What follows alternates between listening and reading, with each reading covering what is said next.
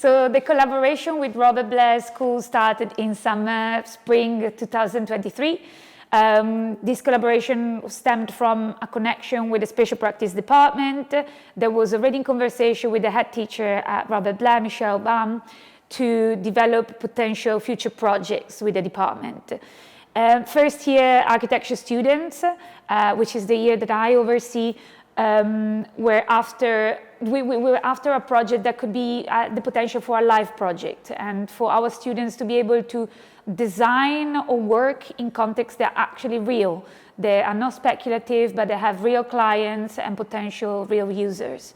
So from an initial collaboration where the school hosted us in one of their empty spaces on the in the second floor, to actually host an exhibition of the students' work at the end of last year. So all the students' projects from first year were showcased in one of the old halls here at the school. Parents came around, children came around. There were a number of workshops. It was an incredibly exciting opportunity. So this was in 2023. We carried on the collaboration until 2024, and this year has actually been formalized into the format of a brief, which is the first design brief that the students develop, and it's called Open Classroom, and it sees all our first year students developing a set of classrooms. They are meant to activate parts of the buildings here at Robert Blair that perhaps have gone in disused or they have not reached their full potential. And the idea is to house programs or parts of the curriculum that are more experimental and innovative into differently formatted classrooms. So expanding what a classroom can be. And the idea behind it is that the city is our classroom. Ultimately, we learn from where we visit, where we see our life experience. And this is what we also want to be able to develop in conversation with the children. So we just finished this brief with our students, and the students have now moved on to carry on work in the area of Islington, but we hope to be exhibiting the work at the end of the year. The kids have seen it, they've seen the classroom, they have been taking part of a series of workshops that were curated by our students. Some were creating a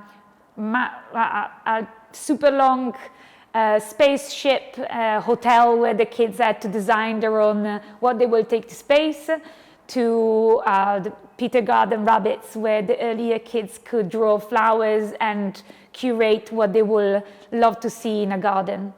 And it was an incredible opportunity for us to work with Robert Blair so far. We really hope this collaboration to move forward and to work with the school to understand how creativity is very much part of the learning, both when you are primary school and when you're an architecture student.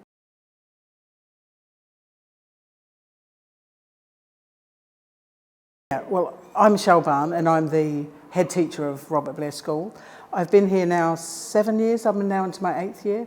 And when I first came to the school, the first thing I noticed in its place in the community was I actually couldn't find it. And I found myself at the back of the school, not the front of the school. It was really interesting because it's right in what feels like almost an industrial estate, and two fairly main roads in and out. And then I realised that King's Cross was down the back of the school, really close. Then I came into the school and realised it was in a one-form entry school, sited in a three-form secondary purpose-built school. So it's huge. That was number one. The second thing that happened was realising we had all this space that was being underutilised, that the children were spread out in the space, and it was wonderful. It was a gem in that I knew that it was something that isn't anywhere else, because everyone else competes for space, and I'm looking at it and going, wow, 2 playgrounds. And there was a small amount of people in the space, but for some reason, they felt that it wasn't enough space. Even though there was empty space everywhere, it was about how it was being used. So over the course of the years, I've kind of utilised the space in different ways. But then I got to know the school community. And the thing about the community here is that, and we're now cited in this creative knowledge hub, I think they call it the knowledge quarter, or whatever they're calling it. But the thing about the children here is that they were incredibly creative. Regardless of what people tell you, I don't think learning should look any different from early years to the end. And I can say that having worked in all 3 sectors myself. So I know, less in early years, but university, secondary, primary, and it shouldn't look any different. It's the same. And I think what's really interesting for my teachers is seeing the way that the universities work now, which is very like early years. It's the responsibility of the student to do the learning. We're trying to instill that in our children. And it's a bit of a journey, but we're getting there.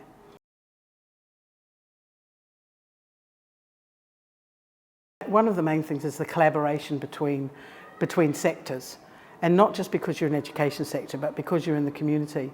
For our children, they come into schools, they see very narrow things, and a lot of our children don't spend a lot of time exploring the outdoors, see themselves in the future. They don't know what the work opportunities are. So one of the main things I think that came out of the collaboration originally was the fact that our pupils saw students that were just like them. You know, oh, they're university students. Maybe I could go to university. And since then, we've gone down to the university itself and done some work. And they're amazed at how, what's going on there. But as well as that, when the parents came down at the end of the day to see what was happening at the last collaboration in the gallery, they were dragged in by their students and shown around, like really proudly that they were in an art gallery. And the parents' feedback was phenomenal, because had they just gone to collect their child, that would never have happened. So that was really important. As well as that, it's about the fact that teachers now are expected to be masters of all trades. Well, they're not. And they might be skilled in particular areas. So the danger is that when you're isolated in a classroom on your own, you are actually in charge of everything you do. And that has its bonuses, but also its disadvantages. So I think for teachers, it's being able to collaborate with people who are really skilled in other areas that can supplement our curriculum. A lot of the curriculum that we're teaching, you know, your science, your mathematics, the English, all has parts, are all involved. And I think for them, we talk about cross-curricular all the time, but if you don't really have a deeply embedded knowledge of what that means, you don't see it. And I think it was really incredible for them to see the way your students interacted with our pupils in a really excellent, with very minimal resources, really exciting way, where teachers are taught you have to do this, like there's all these things you've got to do. And really, a lot of the time, you just have to strip it away and respond to what's in front of you. So that's one of the strengths that's come out so far. So, and it's about working with the knowledge sector and the community that we're in, and we really want to explore that further.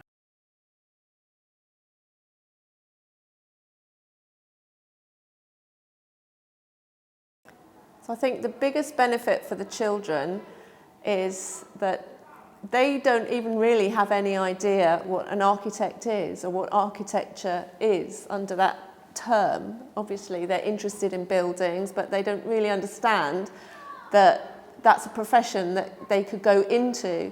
And so to meet people who are doing that, who they can relate to, and in an area of London where they live, means that they're suddenly viewing that as a possibility, and it then suddenly reframes what they're learning in school. So, you know, if we're teaching them maths or with D&T, it's all in that perspective, as in you know that this can be applied to learning that. So not only opens up the idea of architecture as a career path, but it also, you know, other artistic professions, and other professions in this area of London, that they can just starts to open their eyes, because really, you know, they only see teachers and then what they know from their families.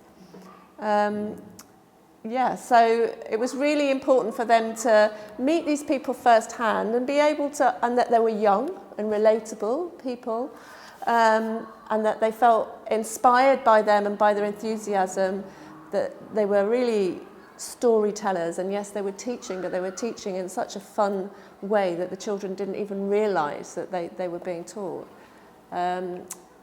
So yeah, I think to continue to develop that collaboration with that style of teaching, which can also really inspire us in our teaching in school.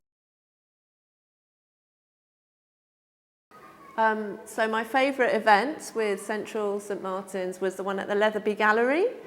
It was just a fantastic opportunity for the children to go to such a prestigious space in such a famous part of London, you know, really famous art college, and to be able to feel that their work merited being exhibited there alongside your standard of work.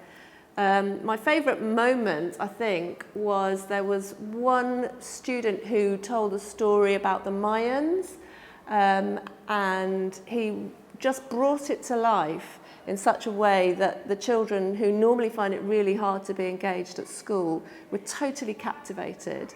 And it was like he was a really skilled teacher, but he probably hasn't ever had any actual formal training in it. I was really impressed by his delivery and the way that he really drew things out of the children. But generally, overall, it was just the fact that the activities had been carefully planned and resourced in such a way the children felt free to express themselves. I know when I asked the children afterwards, they said, we felt free to make creative decisions, to use our imagination. Of course, they developed teamwork skills as well. But yeah, in general, the way that the students were really nurturing and encouraging and allowed that innate creativity just to flourish.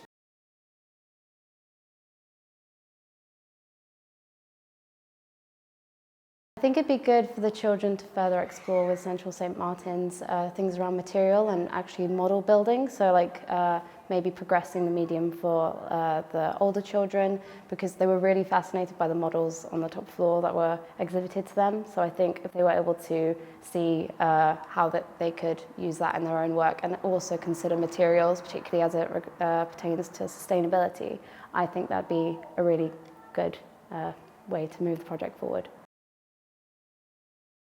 With this project going forward with St Martin's, I think it would be really important for the children in early years to be involved in the early stages, for them to understand how the role of an architect, how you start a project, so your initial ideas, where you get inspiration from, how you then draw up the plans, how you market the plans and how you put them across to people. Talk about the different materials you're going to use, how it affects our world and the environment that we live in. And then as you go through these different stages in the project, share it with the children so they can see it being built up, so from the beginning to the middle to the end project. I feel as it's early years, the children's involvement is really important. Equally, I think it's important for the students to come to early years and see how the children access and learn as well. So whether they were to have half a day watching a teaching lesson, and then how the children go off in the environment, both the indoors and out, and how they embed the teaching to all the aspects of learning. I think when the children were in the top hall and they were looking at the architecture models and seeing how you can reinvent the building that they occupy, I think it made it really close to home for them and made it seem really real. Like looking through models, and they got really excited about reimagining playgrounds and future educational spaces. It meant a lot to them, so I really appreciate that, so thank you.